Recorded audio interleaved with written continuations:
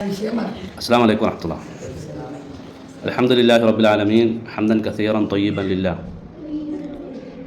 سبحانك لا علم لنا إلا ما علمتنا إنك أنت العليم الحكيم.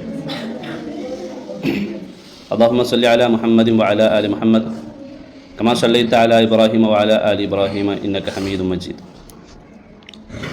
പ്രിയമുള്ള വിദ്യാർത്ഥി സുഹൃത്തുക്കളെ, ഇന്ന് നമ്മൾ ഇങ്ങനെ വിളിച്ചുകൂട്ടി നമ്മൾ ചർച്ച ചെയ്യുന്ന വിഷയം ചിലപ്പോൾ നിങ്ങൾക്ക് ലജ്ജ ഉണ്ടാകും, പക്ഷേ ഉണ്ടാവാൻ പാടില്ലാത്ത ഒരു വളരെ പ്രധാനപ്പെട്ട നമ്മൾ അറിയേണ്ട ഒരു വിഷയമാണ് എന്ന് സൂചിപ്പിക്കുന്നത്. നമ്മളൊന്നും കുട്ടികളല്ല അല്ലേ? ചെറിയ കുട്ടികളാണോ? ഒന്നും ഇല്ല. നമ്മൾ ഓരോ നിമിഷങ്ങളിലും നമ്മൾ വളരുന്നുണ്ട്. നമ്മുടെ ശരീരത്തിൽ എന്തുണ്ട്? മാറ്റങ്ങൾ സംഭവിക്കുന്നുണ്ട് അല്ലേ?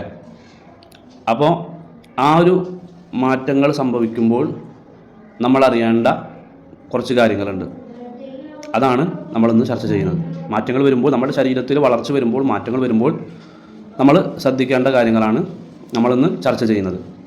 അതുകൊണ്ട് ആദ്യമേ പറയാണ്, ഇത് ചിരിക്കാനുള്ള ഒരു വിഷയമല്ല, കാര്യഗൗരവത്തിൽ നിങ്ങൾ കേൾക്കേണ്ട ഒരു വിഷയമാണ്.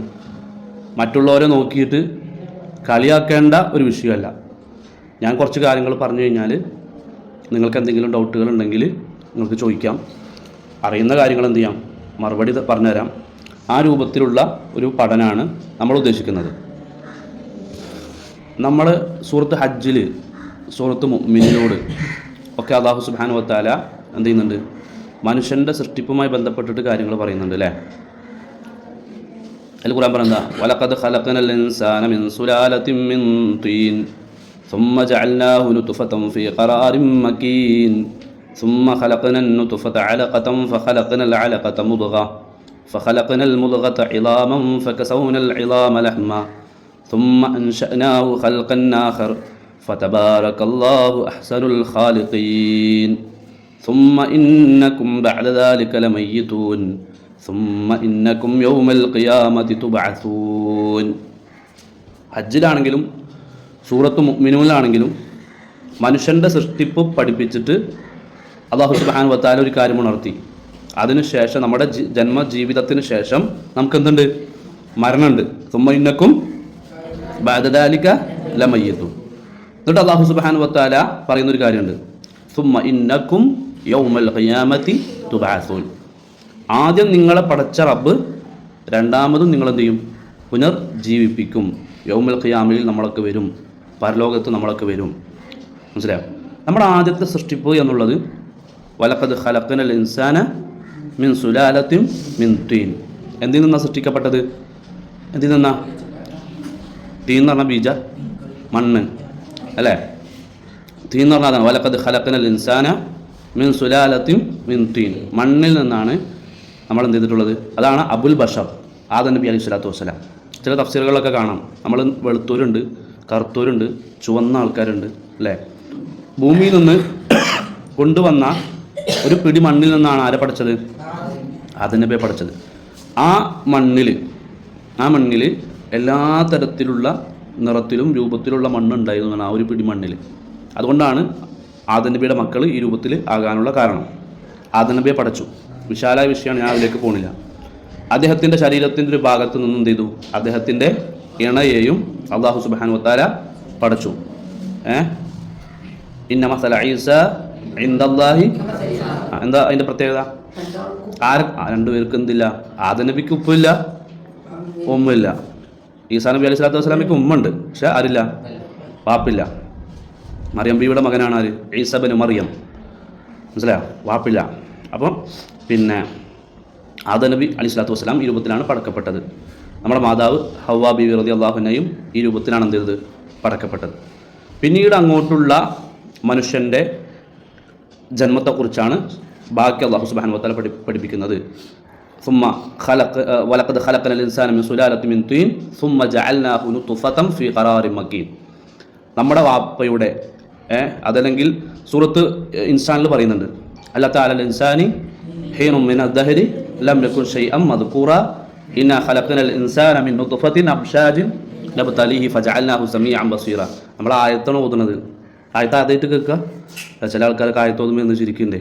ആയത്തോതുമ്പോൾ എന്തിനു ചിരിക്കേണ്ട ആവശ്യം? സൂറത്ത് ഇൻസാനിലെ 1-2 ആയത്തുകളാണ്. കൂടിച്ചേർന്നുണ്ടായ ഇന്ദ്രിയത്തുള്ളിൽ നിന്നാണ് നാം എന്ത് ചെയ്തിട്ടുള്ളത്? മനുഷ്യനെ പടച്ചിട്ടുള്ളത്. നമ്മളുണ്ടായ അവസ്ഥയാണ്. എവിടെ കൊണ്ടുവച്ചു? ഉമ്മാൻ്റെ ഗർഭപാത്രത്തിൻ്റെ ഉള്ളിൽ ഭദ്രമായ ഒരു സ്ഥാനത്ത് കൊണ്ടുപോയി വെച്ചു. അല്ലാഹു സുബ്ഹാനഹു വ തആല വളരെ കൃത്യമായിട്ട് പഠിപ്പിക്കുകയാണ്. ഭദ്രമായ ഒരു സ്ഥാനത്ത് കൊണ്ടുപോയി വെച്ചു. ഓക്കെ. എന്നിട്ട് പിന്നെ അവിടുത്തെ മാറ്റങ്ങളാണ് സുമ്മ ഖലഖന നുത്ഫത അലഖതൻ ഫഖലഖന അലഖത മുദ്ഗതൻ ഫഖലഖന മുദ്ഗത ഇളാമൻ ഫകസൗന ഇളാമ ലഹ്മൻ സുമ്മ അൻശഅനാഹു ഖൽഖൻ ആഖർ ഫതബാറകല്ലാഹു അഹ്സനുൽ ഖാലിഖീൻ. കുറച്ചു കാലം നമ്മൾ നുത്ഫയായിരുന്നു. കുറച്ചു കാലം സുമ്മ ഖലഖന നുത്ഫത അലഖയായിരുന്നു. പിന്നെ മുദ്ഗയായിരുന്നു. ഇതിൻ്റെ രൂപം എന്ന് പറഞ്ഞാൽ നുത്ഫ എന്നതുകൊണ്ട് ഉദ്ദേശിക്കുന്നത് ഇന്ദ്രിയത്തുള്ളി. ഒക്കെ ഞാൻ പറഞ്ഞുതരാം. ഇന്ദ്രിയത്തുള്ളി. പിന്നെ അലക്ക എന്ന് പറഞ്ഞാൽ രക്തക്കട്ട. ഒരു രക്തക്കട്ട. ഒരു 10-40 ദിവസത്തോളം നമ്മൾ ആ ഒരു ഇന്ദ്രിയത്തുള്ളിയായിട്ട് ഉമ്മാൻ്റെ ഗർഭപാത്രത്തിൻ്റെ ഉള്ളിൽ കിടക്കും. നമ്മൾ കിടക്കുന്ന അവസ്ഥ കഴിഞ്ഞു പോയിട്ടുണ്ട്. നമ്മളെ അവസ്ഥയാണ്. പിന്നെ അവിടുന്ന് അത് മാറിയിട്ട് അതെന്തായി മാറും? രക്തക്കട്ടയായി മാറും. പിന്നെ അത് മാറിയിട്ട് പിന്നെന്തായി മാറും? മുളുകയായിട്ട് മാറും. മുളുക എന്ന് പറഞ്ഞാൽ ഈ വെവ്വാത്ത ബീഫും ചിക്കനൊക്കെ നമ്മൾ വായിലിട്ട് ഇങ്ങനെ ചരച്ച് നന്നായിട്ട് ചവച്ചിട്ട് പിന്നെ പുറത്തേക്ക് വരുമ്പോഴുള്ള രൂപം ഉണ്ടല്ലോ, നന്നായിട്ട് പല്ലിങ്ങനെ പ്രസ് ചെയ്തിട്ടുണ്ടാവുന്ന രൂപം ഉണ്ടല്ലോ, ആ രൂപത്തിലേക്ക് മാറും. അങ്ങനെ ആ രൂപം ഒക്കെ കഴിഞ്ഞ് ഒരു 4 മാസം ആകുമ്പോഴാണ് നമുക്ക് റൂഹ് നമ്മുടെ ശരീരത്തിലേക്ക് അയക്കുന്നത്. റൂഹ് ജീവനെ അയക്കുന്നത് 4-ാം മാസത്തിലാണ് അയക്കുക. അപ്പോൾ നമ്മൾ ജീവനുള്ളതായി. പിന്നെ ഇങ്ങനെ അവിടെ നിന്ന് ഇങ്ങനെ പതുക്കെ മാറി അവസാനം ഏകദേശം നമ്മൾ ആ ഒരു ഗർഭപാത്രത്തിൻ്റെ ഉള്ളിൽ നമ്മൾ കഴിച്ചുകൂട്ടിയ അവസ്ഥയാണ് ഞാൻ പറയുന്നത് കേട്ടോ. നമ്മുടെ ഉമ്മാൻ്റെ. അപ്പോൾ അതുകൊണ്ടാണ് ഉമ്മാനോട് ഒരു അല്പം നമുക്ക് വാപ്പയേക്കാൾ മറ്റേ ഇത് പറയണ്ടല്ലോ, ഏറ്റവും കൂടുതൽ സഹവാസം, അതല്ലെങ്കിൽ ഏറ്റവും കൂടുതൽ നമ്മൾ പരിഗണിക്കേണ്ടത്. ഒരല്പം കൂടുതൽ ആരോട് പറഞ്ഞു? ഉമ്മാനോടെന്ന് പറഞ്ഞ എന്താ കാരണം? ഈ വേദന ഒന്നും ആരും അനുഭവിക്കുന്നില്ല. നമ്മളെ ഗർഭം ചുമക്കുന്നതും നമ്മളെ പ്രസവിക്കുന്ന വേദനയും നമ്മളെ പോറ്റുന്ന വേദനയും ഇതൊന്നും ആരും അനുഭവിക്കുന്നില്ല. വാപ്പ അനുഭവിക്കുന്നില്ല എന്നതുകൊണ്ടാണ്. അങ്ങനെ ഒരു 9.5 മാസം നമ്മളെ ഉമ്മ എന്ത് ചെയ്തു? നമ്മുടെ ഗർഭത്തിൻ്റെ ഉള്ളിൽ, വയറ്റിൻ്റെ ഉള്ളിൽ ചുമന്ന് നടന്ന്, നമ്മളൊക്കെ ആലോചിച്ചിട്ടുണ്ട്, നിങ്ങൾ കണ്ടിട്ടുണ്ടാവില്ല, പക്ഷെ വല്ലാത്തൊരവസ്ഥയാണ്. പിന്നെ ഒന്ന് ചെരിഞ്ഞ് കിടക്കാനോ ഒന്ന് നിവർന്ന് നടക്കാനോ ഒന്ന് നടക്കാനോ ഒന്നിനും കഴിയാതെ ഒരു മര്യാദയ്ക്കൊരു ഭക്ഷണം കഴിക്കാൻ പറ്റില്ല. അങ്ങനത്തെ ഒരു സാഹചര്യമൊക്കെ കഴിഞ്ഞു പോയിട്ടുണ്ട് നമ്മൾ ഉമ്മാൻ്റെ ഗർഭപാത്രത്തിൻ്റെ ഉള്ളിലുള്ളപ്പോൾ. ഉമ്മാൻ്റെ ജീവിതത്തിലെ പ്രയാസങ്ങളാണ്. അങ്ങനെ മാസം തികയുമ്പോൾ എന്ത് ചെയ്യും? നമ്മൾ പുറത്തേക്ക് വന്നു അല്ലേ? ഒരു തിഫിലായിട്ട്, അങ്ങനെ പഠിച്ച് അല്ലേ? ഒരു തിഫിലായിട്ട് എന്ത് ചെയ്തു? നമ്മൾ പുറത്തേക്ക് വന്നു. ചെറിയൊരു കുട്ടിയായിരുന്നു. എന്നും ആ കുട്ടിയാണോ? അല്ല. നമ്മൾ അവിടെ നിന്ന് ഇങ്ങനെ മാറി നമ്മൾ കിടന്ന കിടപ്പിൽ കിടന്ന് മൂത്രിച്ച് കാഷ്ടിച്ച് ഒക്കെ ഇരുന്നൊരു കാലഘട്ടം ഉണ്ടായിരുന്നു. ഉമ്മാൻ്റെ മടിത്തട്ടിനും വാപ്പാൻ്റെ മേത്തും. നമ്മുടെ ഉമ്മയും വാപ്പയും വലിച്ചെറിഞ്ഞോ? ഇല്ല. അന്ന് നമുക്കിങ്ങനെ ഭക്ഷണം വാരിത്തരുമ്പോൾ ഉമ്മാൻ്റെ ഒക്കത്ത് ഇരുന്നിട്ട് എന്ത് ചെയ്യും? ഉമ്മ കുളിച്ച് വൃത്തിയായിട്ട് പിന്നെ പുതിയ മാക്സൊക്കെ ഇട്ടിട്ടായിരിക്കും വന്നിട്ടുണ്ടാവുക. എൻ്റെ കുട്ടിക്ക് ഞാൻ ഭക്ഷണം കൊടുക്കട്ടെ എന്ന് പറഞ്ഞിട്ട് ഭക്ഷണം വാരിത്തരുമ്പോഴേക്കും ഉമ്മാൻ്റെ മേത്ത് കൂടെ നമ്മളെന്ത് ചെയ്യും? എന്നിട്ട് മൂത്രയിക്കും. അങ്ങനെ ഒരു കാലൊക്കെ ഉണ്ടായിരുന്നു. അവരെന്ത് ചെയ്തിട്ടില്ല? നമ്മളെ വലിച്ചെറിഞ്ഞിട്ടില്ല. ആ സ്നേഹവും ആ ലാളനയും ഒക്കെ നമ്മൾ എന്ത് ചെയ്യണം? ഇവരതേ അവസ്ഥയിലേക്ക് പോകും. മനസ്സിലായോ? ഉമ്മയും വാപ്പയും ആ അവസ്ഥയിലേക്ക് പോകും. നമ്മൾ വാരി കൊടുക്കേണ്ട അവസ്ഥ വരും. അവർ വിസർജിച്ചത് നമ്മൾ കഴുകി കൊടുക്കേണ്ട അവസ്ഥ വരും. അപ്പം നമുക്ക് ഭാരാകാൻ പാടുണ്ട. അപ്പം നമ്മൾ പിന്നെ അവർ തള്ളി പറയാൻ പാടുണ്ട. അപ്പം നമ്മൾ അവരെ വൃദ്ധസദനത്തേക്ക് ഉണ്ടാക്കാൻ പാടുണ്ട. ഇല്ല. മനസ്സിലായോ? അപ്പോൾ അതുകൊണ്ടാണ് നമ്മളെ പ്രാർത്ഥന എന്താ? റബ്ബിർഹംഹുമാ കമാ റബ്ബയാനി സഗീറ. എൻ്റെ ചെറുപ്പത്തിൽ എന്നോട് എൻ്റെ ഉമ്മയും വാപ്പയും കാരുണ്യം കാണിച്ചതുപോലെ എൻ്റെ ഉമ്മാനോടും വാപ്പാനോടും നീ കാരുണ്യം കാണിക്കണേ അല്ലാ. എൻ്റെ ചെറുപ്പത്തിൽ എൻ്റെ ഉമ്മയും വാപ്പ എന്നോട് കാണിച്ചതുപോലെ നീ കാണിക്കും അല്ലേ? അപ്പോൾ ആ ചെറുപ്പത്തിൽ നമ്മളോട് കാണിച്ച കാരുണ്യം എത്രയാണ്? ആലോചിക്കുക. എത്ര കാരുണ്യമാണ് അവർ കാണിച്ചത്. അതുപോലെ നീ അവരോട് ഇത് നിരന്തരമായിട്ട് പ്രാർത്ഥിക്കുകയും അവരുടെ വാർദ്ധക്യത്തിൽ നമ്മൾ അവർക്ക് എപ്പോഴും താങ്ങായി തണലായി നിൽക്കുകയും വേണം. അങ്ങനെ നമ്മൾ തിഫിലിൽ നിന്ന് വന്നു, ഓടാൻ തുടങ്ങി, ചാടാൻ തുടങ്ങി അല്ലേ? ഈ ഒരു അവസ്ഥയിലേക്ക് ചുരുക്കി പറഞ്ഞാൽ നമ്മളെത്തി. ഇനി ഇവിടെ നിൽക്കോ? ഇല്ല. നമ്മളിങ്ങനെ പോയി ഏതൊരു ദുർബലാവസ്ഥയിൽ നിന്ന് നമ്മൾ വന്നോ അതേ ദുർബലാവസ്ഥയിലേക്ക് നമ്മൾ എന്ത് ചെയ്യും? തിരിച്ചു പോകുന്ന. അതാണ് നമ്മുടെ ഉമ്മയൊക്കെ ഇല്ലേ, ഇപ്പോൾ പ്രായമായ അവസ്ഥയ്ക്ക് പോയില്ലേ? അവർ കൂവത്തുള്ള കാലഘട്ടത്തിലാണ് നമ്മളെ നോക്കിയത്. ഇനി അവരെന്ത് ചെയ്യും? നമ്മൾ കൂവത്തിലേക്ക് വരും, നമ്മൾ ആരോഗ്യാവസ്ഥയിലേക്ക് വരും. ഉമ്മയും ബാപ്പ എന്ത് ചെയ്യും? പ്രായമായിട്ട് നമ്മൾ പണ്ട് എങ്ങനെയായിരുന്നോ അതുപോലെ അവരിങ്ങനെ പതുക്കെ ദുർബലമായിട്ട് അങ്ങനെ മരിച്ചു പോകും അല്ലേ. അള്ളാഹു അവരോടൊപ്പം സ്വർഗത്തിൽ കഴിയാനുള്ള തൗഫീക്ക് നൽകി നമ്മളൊക്കെ അനുഗ്രഹിക്കട്ടെ. അപ്പോൾ ഞാൻ പറഞ്ഞു എന്ന് വെച്ചാൽ നമ്മുടെ ശരീരത്തിൽ നമ്മൾ ആരായിരുന്നു, നമ്മൾ പിന്നെന്താണ്, ഇനി എങ്ങനെ ആവും, ഇതൊക്കെയാണ് ഞാൻ പറഞ്ഞു വന്നത്. ഈ ശരീരം എന്ന് പറഞ്ഞാൽ അള്ളാഹു നമുക്ക് നൽകിയ ഒരു അമാനത്താണ്. അമാനത്തെന്ന് പറഞ്ഞാൽ എന്താ? അമാനത്തെന്ന് പറഞ്ഞാൽ എന്താ? നമ്മളെ വിശ്വസിച്ച് ഏൽപ്പിച്ചതാണ് അല്ലേ.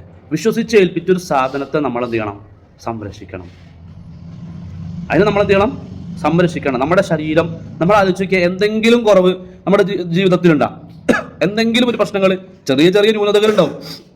അതല്ലാതെ നമ്മുടെ ന്യൂനത ഒന്നല്ല എന്ന് മനസ്സിലാക്കണമെങ്കിൽ നമ്മൾ പലപ്പോഴും പറയാറുണ്ട്, കണ്ണില്ലാത്തവനെ കണ്ണിൻ്റെ വില അറിയൂ.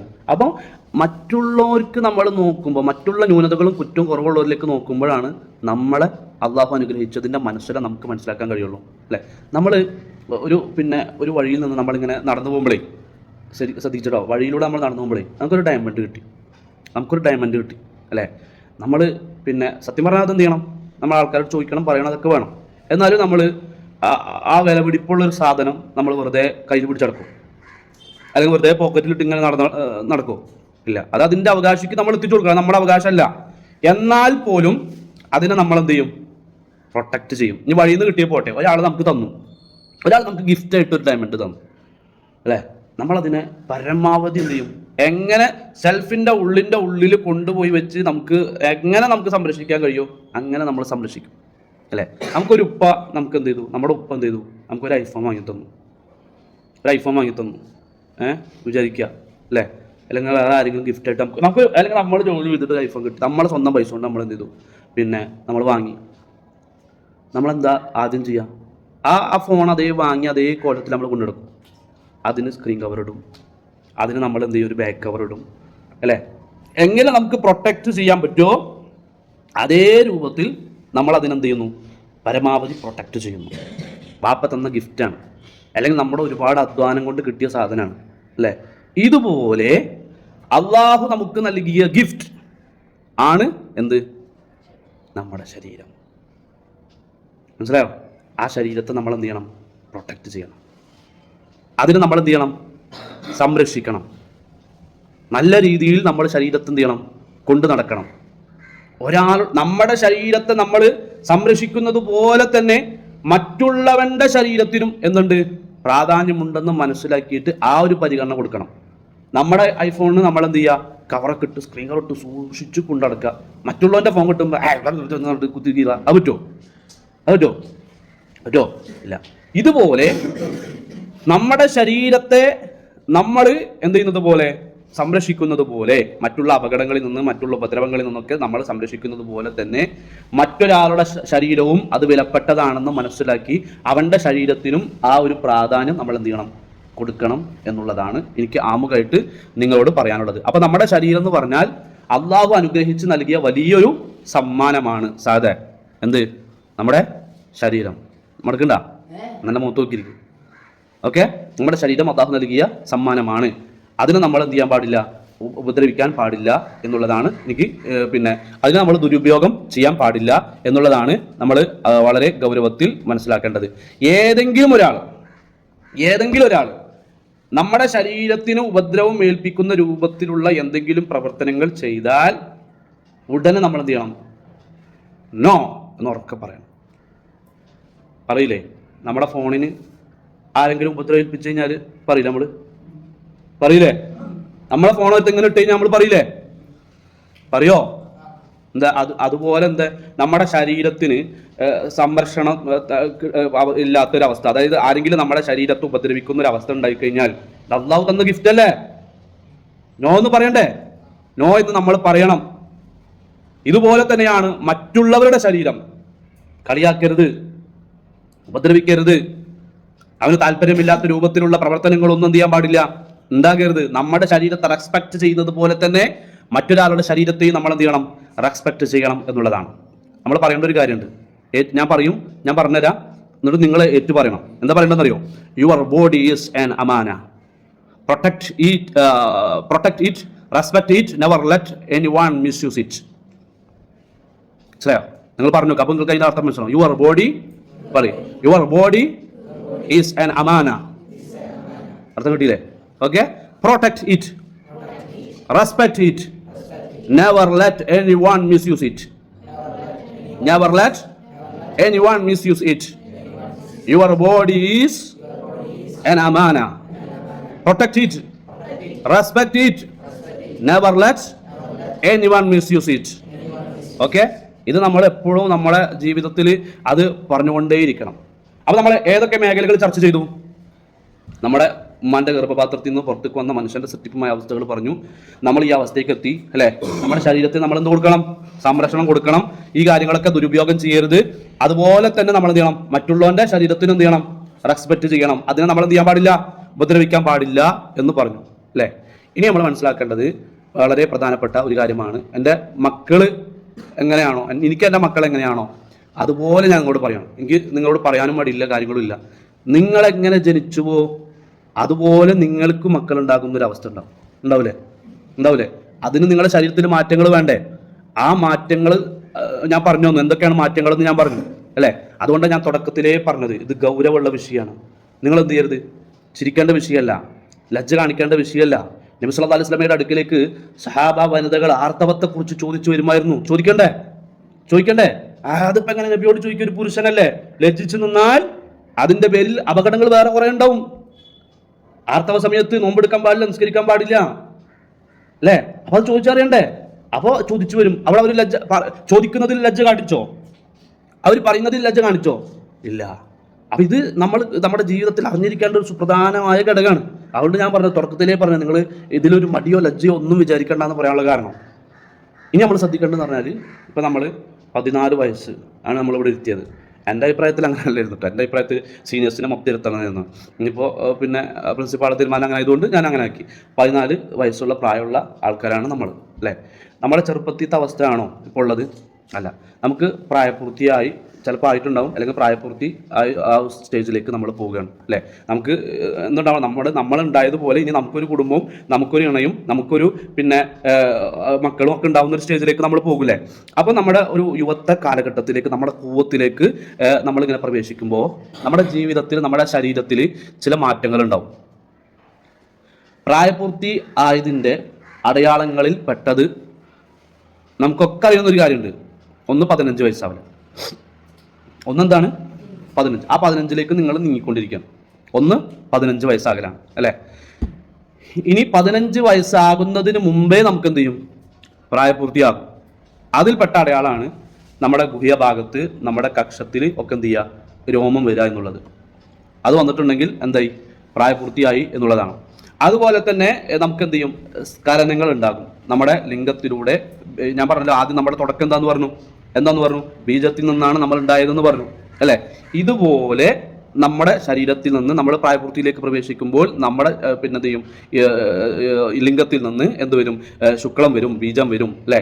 ഇതിനെ പല രൂപത്തിലുണ്ട്. അറബിയിൽ മദി എന്ന് പറയും, മനി എന്ന് പറയും. മനിയുണ്ട്, മദിയുണ്ട് അല്ലേ? പിന്നെ മനിയാണ് എന്ത്? ബീജം എന്ന് പറഞ്ഞാൽ മനിയാണ് ബീജം. അതിൽ ചിലപ്പോൾ അങ്ങോട്ടേക്കൊക്കെ മാറ്റം ഉണ്ടാവും കേട്ടോ. എനിക്ക് പിന്നെ അറബി ഭാഷ അത്രയധികം അറിയാത്തത് കൊണ്ട് ചിലപ്പോൾ മാറ്റങ്ങൾ ഉണ്ടാവും. എന്നാൽ ഈ ഒരു ഭാര്യയുമായിട്ട് പിന്നെ ലൈംഗിക ബന്ധത്തിൽ ഏർപ്പെടുന്നതിന് മുമ്പായിട്ട് ഒരു വൈകാരിക ചിന്തകൾ ഒക്കെ നമുക്ക് വരുമ്പോൾ ഞാൻ മനസ്സിലാക്കിയത് ബീജമാണ്. അതായത് കുട്ടികൾ ഉണ്ടാകാൻ കാരണമാകുന്ന ഉള്ളിലേക്ക് ചെല്ലുന്ന ആ സ്പാം ഉണ്ടല്ലോ, അതാണ് മനി. എന്നാൽ മനി വരുന്നതിനേക്കാൾ മുമ്പ് വരുന്ന ഒരു ദ്രാവകമുണ്ട്. അതിനെയാണ് എന്ത് പറയുക? മദി എന്ന് പറയുക. അത് കൂടുതൽ എന്ത് ചെയ്യും? ലൈംഗിക ബന്ധത്തിൽ ഏർപ്പെടാൻ അത് കാരണമാകും. അത് അപ്പം മാത്രമല്ല, ചിലപ്പോൾ എന്ത് ചെയ്യും? ഉറക്കത്തിൽ വരും. അതിനാണ് എന്ത് പറയുക? സ്വപ്നസ്ഖലനം എന്ന് പറയുക. ചിലപ്പോൾ മൂത്രത്തിലൂടെ ഒക്കെ വരും. നമ്മൾ പിന്നെ പ്രായപൂർത്തിയായി എനിക്ക് നിങ്ങളോട് പറയാൻ ഒരു മടിയില്ല കേട്ടോ. അതുപോലെ നിങ്ങളത് എന്ത് ചെയ്യും? ശ്രദ്ധിച്ച് ഇത് നമ്മൾ അറിയണം.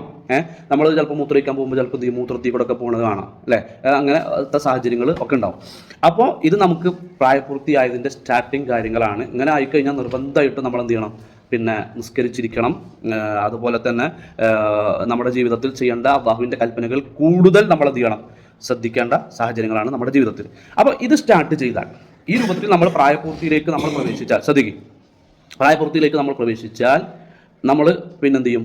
ഒരു എണ, നമ്മുടെ ഉമ്മ വിവാഹം കഴിച്ച് അവർ എണയില്ലേ, ഇതുപോലെ നമ്മൾ സ്വാഭാവികമായിട്ട് എന്ത് ചെയ്യും?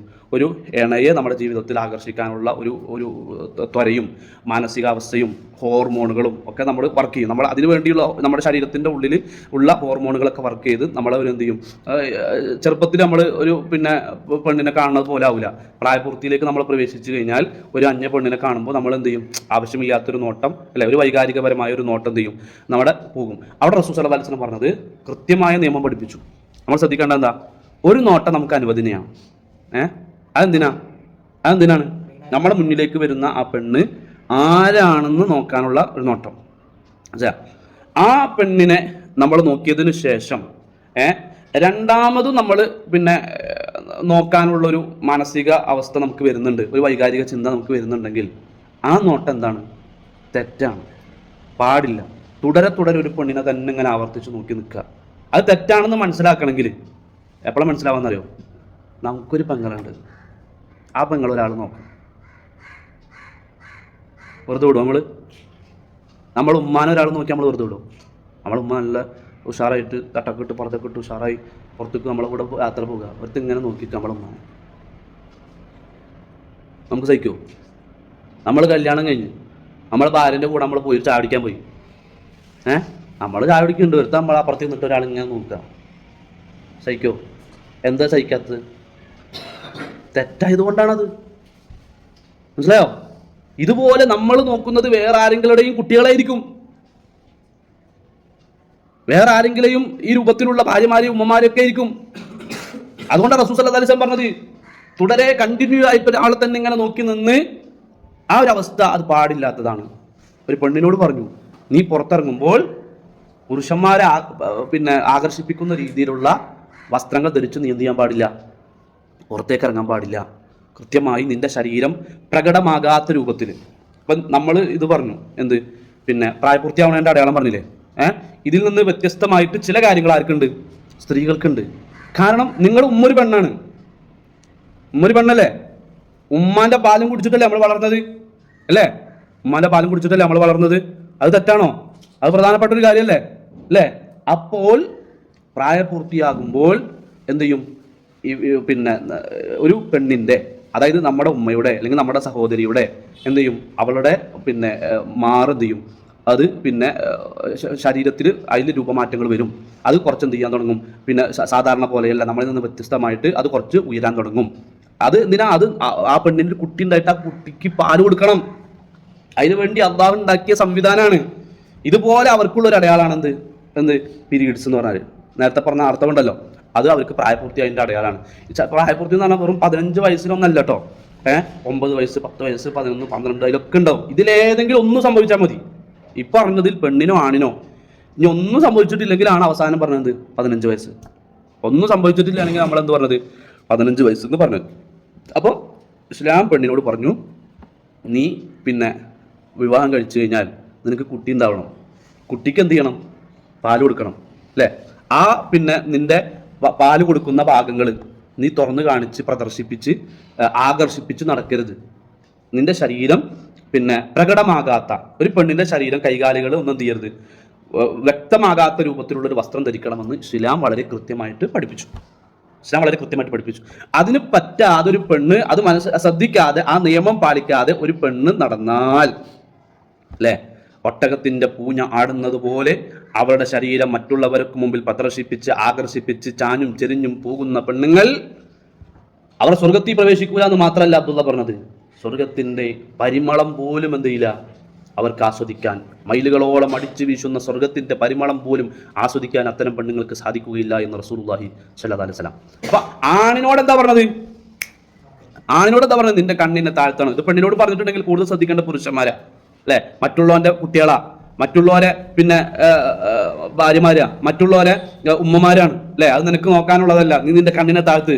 സ്ത്രീകളോട് പറഞ്ഞു, നിന്റെ ശരീരം പ്രകടമാകാത്ത രൂപത്തിലുള്ള വസ്ത്രം ധരിച്ച് പുറത്തേക്ക് ഇറങ്ങാൻ ഇസ്ലാം വളരെ കൃത്യമായിട്ട് നിർദ്ദേശിക്കുന്നത് നമുക്ക് കാണാൻ കഴിയും. അപ്പോൾ പ്രായപൂർത്തിയാകുമ്പോൾ നമ്മുടെ ശരീരത്തിൽ ഉണ്ടാകുന്ന മാറ്റങ്ങൾ ഞാൻ പറഞ്ഞല്ലോ, ഇത് എല്ലാതും ചിലപ്പോൾ നിങ്ങളുടെ ജീവിതത്തിൽ, നിങ്ങൾക്ക് ഒരു 14 വയസ്സായല്ലോ, നിങ്ങളുടെ ജീവിതത്തിൽ സംഭവിച്ചിട്ടുണ്ടാകും. ഈ എന്ത് സംഭവിച്ചാൽ, ബീജം പുറത്തു വന്നാൽ നമ്മൾ നിസ്കരിക്കുന്നതിന് മുമ്പായിട്ട് എന്ത് ചെയ്യണം, നമ്മൾ കുളിക്കണം. കുളിച്ച് ശുദ്ധിയായി നിസ്കരിച്ചെങ്കിൽ മാത്രമേ, അതാണ് വലിയ അശുദ്ധി കൊണ്ട് ഉദ്ദേശിക്കുന്നത്. അതാണ് മനി പുറത്തു വന്നാൽ നമ്മൾ എന്ത് ചെയ്യണം? സാധാരണ കുളി കുളിച്ചാൽ മതിയോ? ഇല്ല. പിന്നെ നമ്മൾ വുളു എടുത്ത് ബാത്റൂമിലേക്ക് കയറുമ്പോൾ അല്ലാഹുമ്മ ഇന്നി അഊദു ബിക മിനൽ ഖുബ്സി വൽ ഖബായിസ് അല്ലേ, എന്നിട്ട് നമ്മൾ വുളു ഒക്കെ എടുത്ത് കുളിച്ച് പുറത്തേക്ക് ഇറങ്ങുമ്പോൾ ഗുഫ്രാനക്കൊക്കെ ചൊല്ലി അത് കഴിഞ്ഞ് നമ്മൾ എന്ത് ചെയ്യുക? പിന്നെ വുളുവിന് ശേഷമുള്ള പ്രാർത്ഥനകളും. അപ്പോൾ നമ്മൾ വലിയ അശുദ്ധിയിൽ നിന്ന് നമ്മൾ എന്ത് ചെയ്തു? ശുദ്ധിയായി. രണ്ട് തരത്തിലുള്ള അശുദ്ധികളുണ്ട്. ഒന്ന് ചെറിയ അശുദ്ധി, വലിയ അശുദ്ധി. ചെറിയ അശുദ്ധിയാണ് നമ്മൾ മൂത്രമൊഴിക്കുക, അതുപോലെ തന്നെ കാഷ്ടിക്കുക, കീഴ്വായു പോവുക, ഇതൊക്കെയാണ് എന്ത്? ചെറിയ അശുദ്ധി. ഇത് സംഭവിച്ചാൽ നമ്മൾ എന്ത് ചെയ്താൽ മതി? വുളു എടുത്താൽ മതി. എന്നാൽ പ്രായപൂർത്തിയാകുമ്പോൾ സ്ഖലനം സംഭവിക്കുമ്പോൾ, ഞാൻ പറഞ്ഞ ഉറക്കത്തിൽ ചിലപ്പോൾ സംഭവിക്കാം, സ്വാഭാവികമാണ്, അത് മാനുഷിക സഹജമാണ്. ഉറക്കത്തിൽ അതുണ്ടായിട്ട് നമ്മൾ അറിയില്ല, നമ്മൾ ഉറക്കത്തിൽ അത് സ്ഖലനം സംഭവിച്ചിട്ടുണ്ടാകാം. നമുക്ക് തോന്നാണ് ഉറക്കത്തിൽ നിന്ന് നിൽക്കുമ്പോൾ, പിന്നെ ഉറക്കത്തിൽ നിന്ന് എണിച്ചിട്ട് നമുക്ക് തോന്നണം എനിക്ക് ഉണ്ടായിട്ട് നമുക്ക് തോന്നിക്കഴിഞ്ഞാൽ അപ്പോൾ പോയി കുളിക്കുക. സാറേ ഞാൻ ഒന്ന് പോയി കുളിച്ചിട്ട് വരട്ടെ, എനിക്ക് എന്തോ ഒരു അതൊന്നും ചോദിക്കാൻ നിൽക്കണ്ട, പോയി കുളിച്ചിട്ട് എന്ത് ചെയ്താൽ മതി? പള്ളിക്ക് വന്നാൽ മതി. അല്ല മുസ്ലിംക്കാണല്ലോ ഇഷ്ടം, കാര്യഗൗരവത്തിൽ കേൾക്കുന്നുണ്ട്, നിങ്ങളൊക്കെ ഇരുന്ന് കളിയാക്കാം. ഞാൻ ഇതിൽ ലജ്ജ കാണിക്കരുത്. ഇത് നിങ്ങൾക്ക് ഉമ്മയും ബാപ്പയും പറഞ്ഞുതരുമോ? ഉമ്മയും ബാപ്പയും പറഞ്ഞുതരുമോ? ഇത് എന്നെ സെലക്ട് ചെയ്തു, ഞാൻ പറഞ്ഞു, എനിക്ക് പറഞ്ഞു ഞാൻ ഒരു മടിയില്ല. ഇൻഷാല്ലാ അള്ളാന്റെ ദീനാണ് ഞാൻ പറയുന്നത്. അപ്പൊ എന്ത് ചെയ്യാ? ശ്രദ്ധിച്ചിരുന്ന് കേൾക്കാം. കുളിക്കണം, അല്ലെങ്കിൽ നമ്മുടെ നിസ്കാരത്തെ ബാധിക്കാതെ, അതാണ് ഈ പറയണത്.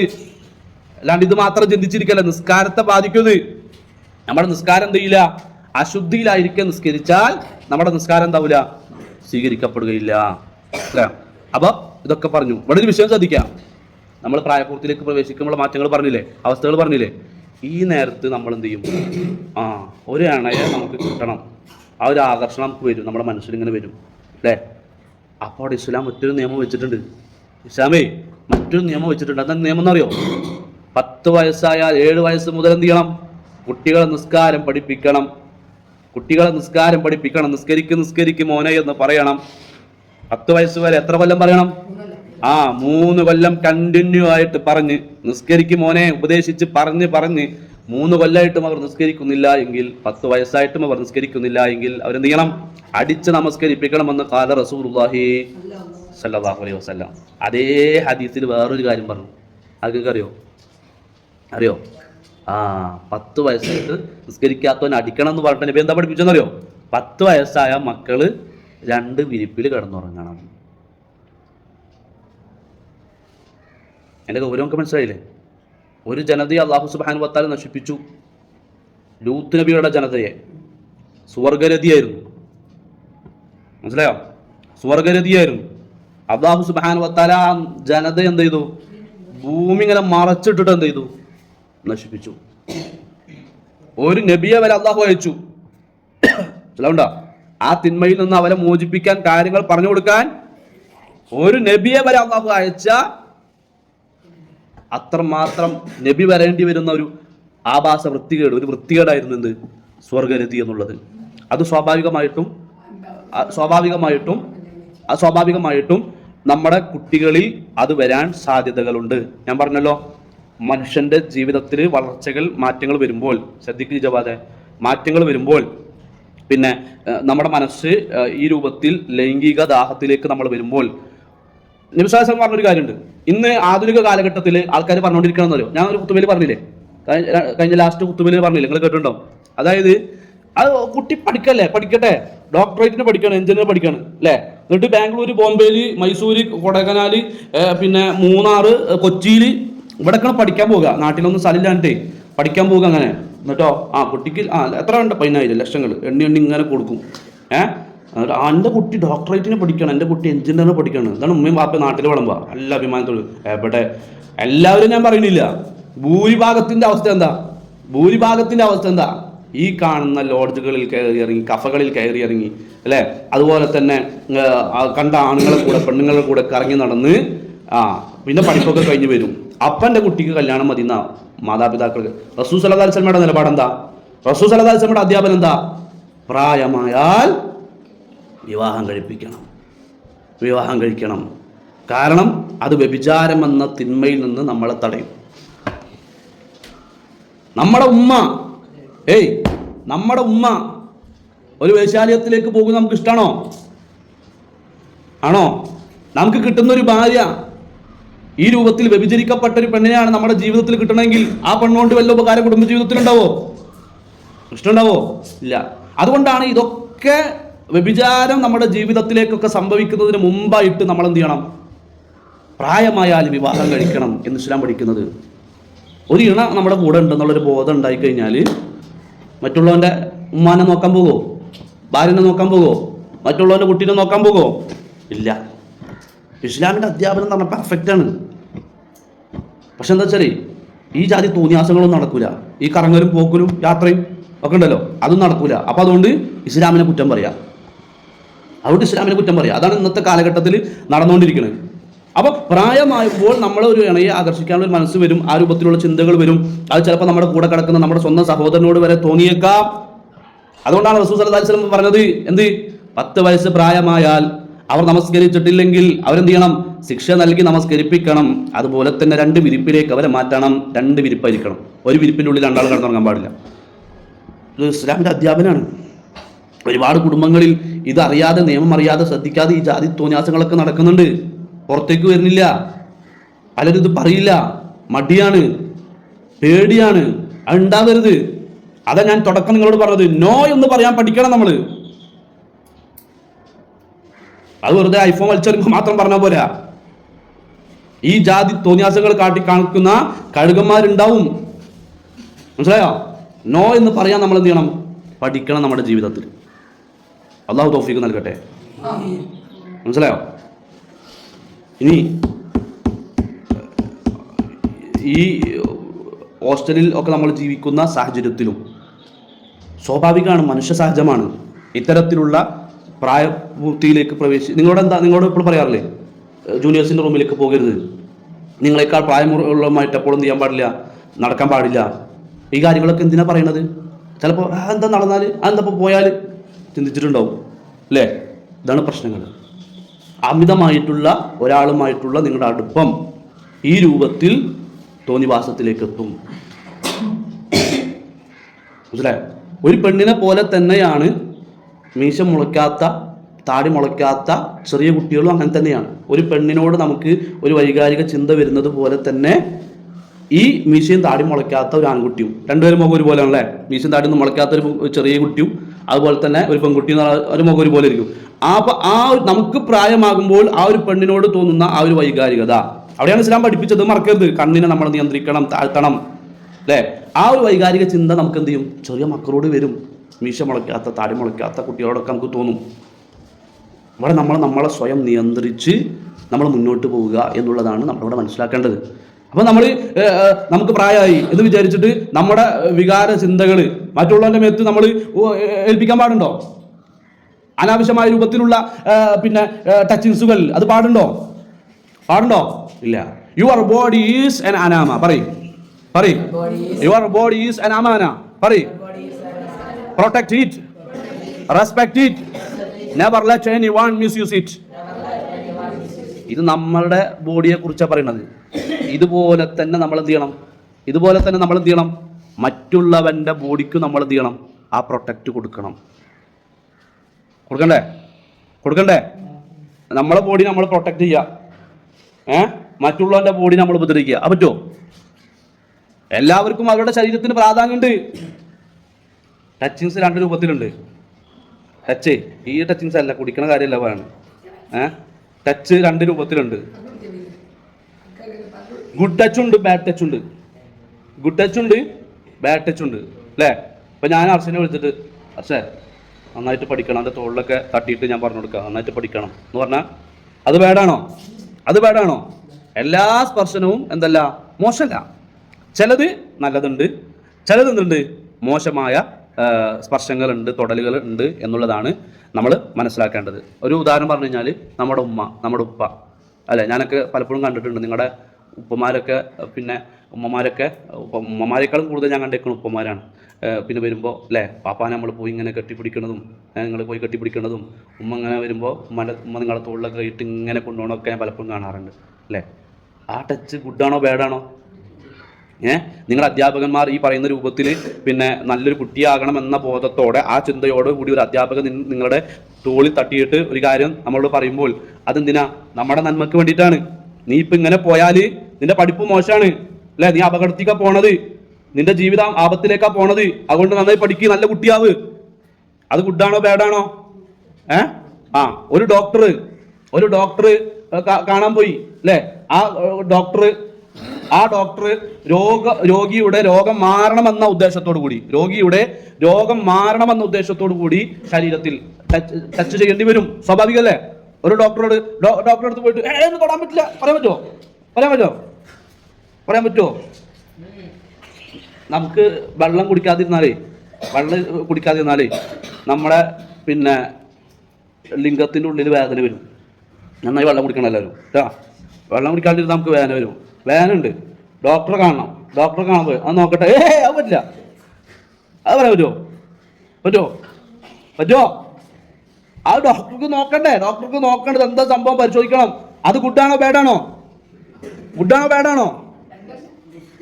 പിന്നെ ഡോക്ടർ പരിശോധിക്കാണ്ട് എനിക്ക് അങ്ങനെ മരുന്ന് തരിക? അത് നല്ല രീതിയിലുള്ള നിന്റെ രോഗം മാറണം എന്നുള്ള ഉദ്ദേശത്തോടു കൂടിയുള്ളതാണ്. മനസ്സിലായോ? അത് ബാഡിൽ പെടൂല. എന്നാൽ ബാഡ് ഏതാണെന്ന് ചോദിച്ചു കഴിഞ്ഞാൽ, നിങ്ങൾക്ക് തൊടാൻ ഇഷ്ടമില്ലാത്ത രീതിയിൽ ഒരാൾ നിങ്ങളെ സ്പർശിച്ചാൽ, നിങ്ങൾക്ക് ഒരാൾ തൊടുന്നത് ഇഷ്ടമല്ല, അങ്ങനെ ഒരാൾ നമ്മളെ സ്പർശിച്ചു കഴിഞ്ഞാൽ അതെന്താണ്? ബാഡ് ടച്ചാണ്. നമ്മുടെ പ്രൈവസി ഭാഗങ്ങളുണ്ട്. ഇതൊക്കെ ഞാൻ ആദ്യം പറഞ്ഞു. നമ്മളെ പ്രായപൂർത്തിയിലേക്ക് പ്രവേശിക്കുമ്പോൾ മാറ്റങ്ങൾ സംഭവിക്കും. മനസ്സിലായോ? പണ്ടുണ്ടായിരുന്ന ലിംഗമല്ല ഇപ്പോൾ ഉള്ളത്, അതിൽ മാറ്റങ്ങളുണ്ട്. മാതാവിൻ്റെ ശരീരത്തിൽ വരുന്ന മാറ്റങ്ങൾ ഞാൻ പറഞ്ഞു. ഇതൊക്കെ നമ്മുടെ പ്രൈവസിയാണ്. അവിടെ ഒരാൾ തൊടാൻ നമ്മൾ അനുവാദം കൊടുക്കാൻ പാടുണ്ടോ? അവിടെ നമ്മൾ തൊടാൻ അനുവാദം കൊടുത്താൽ അതിൻ്റെ അർത്ഥം എന്താണ്? അള്ളാഹു നമുക്ക് നൽകിയ ആ അമാനത്ത് നമ്മൾ എന്ത് ചെയ്യുന്നില്ല? സംരക്ഷിക്കുന്നില്ല. ഐഫോൺ കൊടുത്തിട്ട് അതൊന്നും വിഷയല്ലടാ, നീ എറി കുത്തിപ്പൊട്ടിക്ക് എന്താ ചെയ്തോ എന്ന് പറയുന്ന പോലെ. ആയത്ത് പറ്റൂല, അല്ല ഐഫോണൊന്നും തൊടാൻ പറ്റില്ല, എൻ്റെ ശരീരത്തിൽ നീ എവിടെയും തൊട്ടോ, അത് പ്രശ്നമല്ല. അത് പറ്റുമോ? ചുണ്ടുമല, ലിംഗത്തുമല, നീ വേറെ എവിടെയെങ്കിലും ഒക്കെ തൊട്ടോ, അതൊന്നും പ്രശ്നമല്ല. പറ്റുമോ? ഇല്ല. ഞാൻ പറഞ്ഞത് ഇത് ചിരിക്കേണ്ട വിഷയമല്ല, നിങ്ങളത് ചിരിക്കേണ്ട ആവശ്യമില്ലത്. നിങ്ങൾ ഇതേപോലെ ആൾക്കാർ ടച്ച് ചെയ്യേ, അപ്പോഴാണ് നിങ്ങൾ പറയേണ്ടത്. എന്ത് പറയണം? നോ എന്ന് പറയാൻ പഠിക്കണം. ഉറക്കെ പറയണം നോ. നമ്മൾ ഐഫോൺ ഞാൻ ചോദിക്കട്ടെ, നമ്മുടെ ഫോണ് ഒരാൾ ഇതിന് കാട്ടി ഒന്നും വേണ്ട, കുത്തിപ്പൊട്ടിക്ക വലിച്ചൊന്നും ഇല്ല. ആ സ്ക്രീൻ കവറില്ലേ ഇതിങ്ങനെ പൊക്കിയിട്ട് ഇങ്ങനെ വെച്ചു ചോദിക്കൂലേ? അതെന്നെ പറയണ്ട്. ആവശ്യമില്ലാത്തടത്ത് തൊട്ട അപ്പ പറയണം നോ, ഉറക്കെ പറയണം. നമ്മൾ എല്ലാവരും കേൾക്കണം. മനസ്സിലായോ? അല്ലാണ്ട് തൊട്ടോ കൊടുക്കല്ല നമ്മൾ വേണ്ട. മനസ്സിലായോ? ഇനി മറ്റൊരു കാര്യം ഞാൻ പറഞ്ഞുതരാം. ഇത് നമ്മൾ പറയാം. അപ്പൊ നമുക്ക് കംഫർട്ടബിൾ അല്ലാത്ത രീതിയിൽ ഒരാൾ നമ്മളെ സ്പർശിച്ചു കഴിഞ്ഞാൽ അതിനെ നോട്ടോക്കെ അതെന്തല്ല, ശരിയല്ല. മനസ്സിലായോ? അത് ശരിയായ ഒരു കാര്യമല്ല എന്ന് നമ്മൾ മനസ്സിലാക്കുക. If it makes you uncomfortable it is not okay. അതൊരിക്കലും എന്ത് ചെയ്യില്ല, നോട്ട് ഓക്കെ അല്ല, അത് ഗുഡ് അല്ല എന്ന് നമ്മൾ എന്ത് ചെയ്യുക, നമ്മൾ കൃത്യമായിട്ട് നമ്മൾ മനസ്സിലാക്കുക. ഇത്തരം സന്ദർഭങ്ങളിൽ നമ്മൾ ചെയ്യേണ്ട 3 കാര്യങ്ങളുണ്ട്. ഒന്ന് നമ്മൾ പറഞ്ഞു, ഇങ്ങനെ നമ്മൾ ബാഡ് ടച്ച് ആരെങ്കിലും ചെയ്തു കഴിഞ്ഞാൽ 3 കാര്യങ്ങൾ നമ്മൾ ശ്രദ്ധിക്കണം. ഒന്ന് സെനോ. എന്താണ് സെനോ? നോ എന്ന് ഉറക്കെ പറയാം. മറ്റുള്ളവർ കേട്ടാലും വേണ്ടില്ല, ഉറക്കെ പറയാ, നോ എന്ന് ഉറക്കെ പറയാ. രണ്ടാമത് ഗെറ്റ് അവേ. അവിടെ നിന്ന് എന്ത് ചെയ്യുക? പോവുക. ഒന്നും കൊടുക്കരുത്. അവിടെ നിന്ന് എന്ത് ചെയ്യുക? പോവുക. രണ്ടാമത് ടെൽ സമ്വൺ. ഏറ്റവും പ്രിയപ്പെട്ടവരോട് നമ്മളെ വിഷയം പറയണം. അനക്കതിന് കഴിവുണ്ടെങ്കിൽ അടിച്ചോ. അനക്കടിക്കാൻ കഴിയണവർ എന്നെ തൊടാൻ വരില്ല. മനസ്സിലായോ? അതായത് അനക്ക് പിന്നെ ഞാൻ ഉദാഹരണം പറഞ്ഞ അബ്ദുദാൻ എടുക്കാം. അനക്ക വേറെ പറയാം, എന്നെ എടുക്കാം. അനക്ക് എന്നെ അടിക്കാൻ പറ്റും, ഞാൻ ദുർബലനാണ്. ഇത് കേൾക്ക്, അനക്ക് എന്നെ അടിക്കാൻ കഴിയും, എനിക്ക് നിന്നെ അടിക്കാൻ കഴിയും, ഞാൻ ദുർബലനാണ്, നിന്നേക്കാൾ ശക്തി ഇല്ലാത്തവനാണെന്ന് വിചാരിക്കാം. നിന്റെ അടുത്തേക്ക് എന്ത് വരില്ല? ഞാൻ നിന്റെ ടച്ച് ചെയ്യാൻ വരില്ല. മനസ്സിലായോ? ടച്ച് ചെയ്യാൻ പോകാരാ? കുറച്ചൊക്കെ ആരോഗ്യം കഴിവുള്ളവൻ കഴിവില്ലാത്തവൻ്റെ അടുത്തേക്ക് പോവുക. അങ്ങനെ മനസ്സിലാ? അപ്പൊ അവിടെ അടിക്കുന്ന പ്രശ്നമില്ല. അവിടെ ചെയ്യേണ്ട കാര്യം എന്താണ്? നോ എന്ന് ഉറക്കെ പറയാ. 2 ഏറ്റവേ അവിടെ നിന്ന് എന്ത് ചെയ്യാ? മാറിപ്പോകുക. ടെൽ സമ്വൺ. നമുക്ക് വിശ്വസിക്കാൻ പറ്റുന്ന ഒരു വലിയൊരാളോട് പറയാം. നിങ്ങൾ റൂമിൽ അപ്പുറത്ത് കൂട്ടുകാരോട് മാത്രം പിന്നെ പറഞ്ഞാൽ പോരാ, അവരോടല്ല പറയേണ്ടത്. ഒന്നില്ലെങ്കിൽ നിങ്ങൾ പേരൻറ്റിനോട് പറയാം, അല്ലെങ്കിൽ നിങ്ങൾ ടീച്ചറിനോട് പറയാം, അല്ലെങ്കിൽ നിങ്ങളുടെ ഉസ്താദിനോട് പറയാം, അല്ലെങ്കിൽ നിങ്ങളെ ഗാർഡനോട് പറയാം. ഈ രൂപത്തിൽ പിന്നെ ഗാർഡിയനോട് പറയാം. ഈ രൂപത്തിൽ നിങ്ങൾക്ക് പിന്നെ ആരോടാണോ പറയാൻ തോന്നുന്നത് അവരോട് എന്ത് ചെയ്യുക, പറയുക എന്നുള്ളതാണ് നമ്മൾ മനസ്സിലാക്കേണ്ടത്, അല്ലേ? അപ്പോൾ നമ്മുടെ ശരീരത്തിൽ ഈ രൂപത്തിൽ ഒരാൾ ടച്ച് ചെയ്യുന്നത് നമ്മൾ അനുവദിക്കാത്തത് പോലെ തന്നെ നമ്മൾ ശ്രദ്ധിക്കേണ്ട ഒരു വിഷയമുണ്ട്. നമ്മുടെ ശരീരത്തിൽ ബാഡ് ടച്ച് നമ്മൾ ആഗ്രഹിക്കുന്നുണ്ടോ? ഇല്ല. ഇതുപോലെ തന്നെയാണ് മറ്റുള്ളവരുടെ ശരീരവും. അവരുടെ ശരീരത്തിൽ നമ്മൾ എന്ത് ചെയ്യാൻ പാടില്ല? ബാഡ് ടച്ച് ചെയ്യാൻ പാടില്ല. പ്രായപൂർത്തിയാകുമ്പോൾ സ്വാഭാവികമായിട്ടും അത്തരം ചിന്തകൾ വരും. അവിടെയാണ് നമ്മൾ കൂടുതൽ അല്ലാഹുവിലേക്ക് അടുക്കുക. മനസ്സിലായോ? നിസ്കാരം ശക്തമാക്കുക. വിവാഹം പ്രായമായ നിങ്ങൾ എന്ത് ചെയ്യണം? വിവാഹപ്രായമായ വിവാഹം കഴിക്കണം. അതിന് കഴിയാത്തവനോട് എന്ത് പറഞ്ഞു? നോമ്പെടുക്കാൻ പറഞ്ഞു റസൂൽ സല്ലല്ലാഹു അലൈഹി വസല്ലം. അതിന് പറ്റാത്ത നോമ്പെടുക്കാൻ പറഞ്ഞു. എന്തിനാ? ഇത്തരത്തിലുള്ള മാനസിക ചിന്തകളെ നിയന്ത്രിക്കാനാണ് നോമ്പെടുക്കാൻ നബി സ്വല്ലല്ലാഹു അലൈഹി വസല്ലം പറഞ്ഞത്, അല്ലേ? അപ്പോൾ എനിക്ക് പറയാനുള്ളത് എന്താ വെച്ച് കഴിഞ്ഞാൽ, നിങ്ങൾ പിന്നെ ലാസ്റ്റ് ഞാൻ അവസാനിപ്പിക്കുകയാണ്. എനിക്ക് നിങ്ങളോട് പറയാനുള്ളത് എന്താ വെച്ച് കഴിഞ്ഞാൽ, നമ്മൾ പിന്നെ ഹോസ്റ്റലിൽ ഇങ്ങനെ ജീവിക്കുമ്പോൾ ഇത്രയധികം ആൾക്കാരൊക്കെ ആയിട്ട് നമ്മൾ ജീവിക്കുമ്പോൾ 65 ആൾക്കാരുണ്ട്, അല്ലേ? ജീവിക്കുമ്പോൾ നമുക്ക് പിന്നെ എല്ലാവരും ഒരുപോലെ ആയിരിക്കണം. ഒരാളായിട്ട് മാത്രമുള്ള, പള്ളിക്ക് പോകുമ്പോൾ ഒരാൾ, ക്ലാസ്സിക്ക് വരുമ്പോഴും ഒരാൾ, കിച്ചണിക്ക് വരുമ്പോഴും ഒരാൾ, ഗ്രൗണ്ടിലേക്ക് വരുമ്പോഴും ഒരാൾ, അതുപോലെ തന്നെ മറ്റേ കുളിക്കാൻ പോകുമ്പോഴും ഒരാൾ, അല്ലേ? എന്നിട്ട് ഇങ്ങനെ ചാരിയിരിക്കുക, മറ്റോനിങ്ങനെ അവിടെ ഇവിടെയൊക്കെ തൊടും ചെയ്യുക. അതുണ്ടാകരുത്. ഇത് ഉണ്ടായിട്ടല്ല കേട്ടോ. നിങ്ങളുടെ ശരീരത്തിൽ മാറ്റങ്ങൾ സംഭവിച്ച് 14ലേക്ക് നിങ്ങൾ കടക്കുമ്പോൾ നിങ്ങൾ ശ്രദ്ധിക്കേണ്ട പ്രധാനപ്പെട്ട വിഷയമായതുകൊണ്ടാണ് ഞാൻ നിങ്ങളോട് ഇത് സൂചിപ്പിച്ചത്.